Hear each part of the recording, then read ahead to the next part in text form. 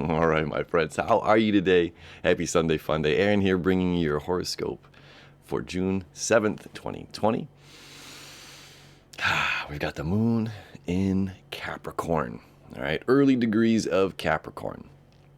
We've got the sun still in Gemini. Let me show you the chart here. So we're going to have the moon trine to Uranus. There we go. Moon trine to Uranus. Okay, that happened this morning. We're still feeling that energy. Okay, breakthrough kind of energy. There's work to get done. There's things to do. Our emotional need is about order. Okay, as we've been seeing peaceful protests, some always not peaceful protests happening across the United States. You know, there's a need, an emotional need to get our authority in order. Okay, and we have this, as you see here, and this has happened at 9 in the morning. 10, there we go.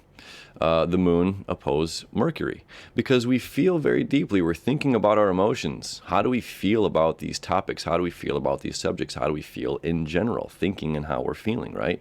Mercury in Cancer oppose the moon. Okay, we feel very, very deeply about things that are happening, that are dealing with government, that are dealing with issues that are not in our control. Okay, this is an authority. Capricorn is an authority. It's both sides of the coin. Like Gemini, there's personal authority, my personal discipline, my personal structure. Then there's outside authority, outside structure, outside discipline, right? And we're obviously bringing our emotional needs to understanding this. How do we move forward in this world? How do we create breakthroughs in things that have been going on for a very long time? Okay, Taurus, Uranus and Taurus, this is about the great change, my friends, right? And we got the moon square this morning to Chiron, meaning emotional. How, this is instincts. Now, to talk about some of these things that are going on for a quick second, we have, it's interesting because, again, instincts, how we respond, how we react to something. There's this personal authority. There's the overall authority, somebody else. This is a power, the police, the government, right? Something out there. And we feel very disheartened. We feel all kinds of ways. I don't want to tell you how you feel. There's people are showing us. This is how we all, feel pretty intensely about a lot of topics.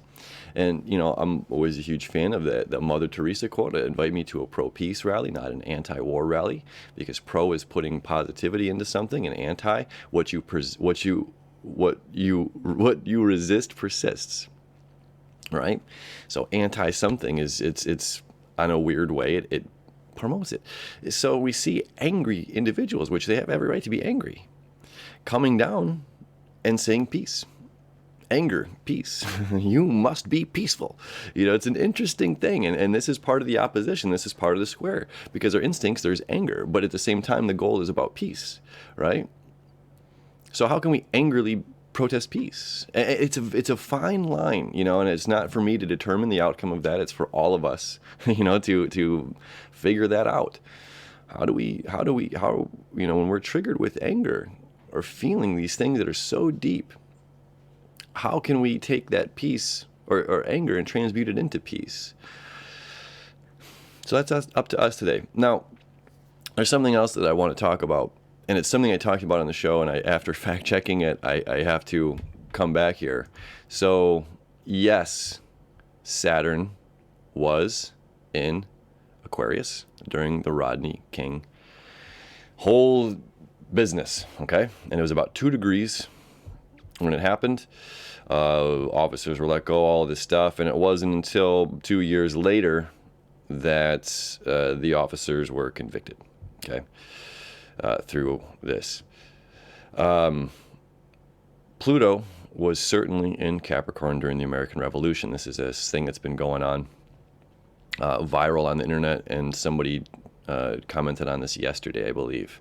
So I just want to put this out there. However, Neptune, all right, after fact-checking this, Neptune was certainly not in Pisces during the fall of Rome. It was in Libra.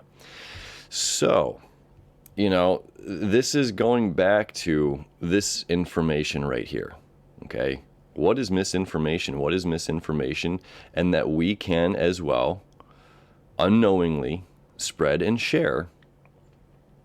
That's going to, just that one post. And again, it even had me going. And I was like, oh, but then, I didn't fact check Neptune and Rome.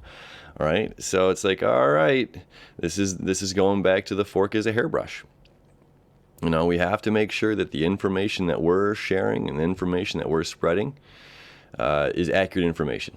And it's up to us as individuals and our own authority to do that work, to make sure that we are spreading and sharing information that is going to lead to, or facts at least that are going to lead to something constructive.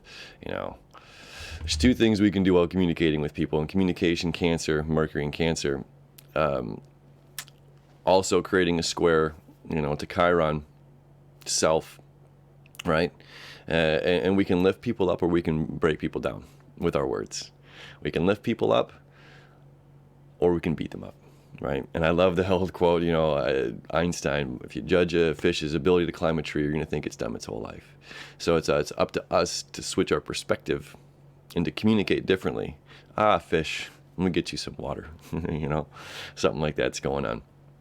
So it's an interesting day, a lot of good energy, a lot of, again, these squares. When we have the moon square Chiron, Mercury squaring Chiron, it's not just the outside that needs to change, it's our perspective on how we're moving forward, on how we're dealing with our anger, how we're dealing with our love, how we're dealing with things that we need to shift and things that need to change in our lives, right?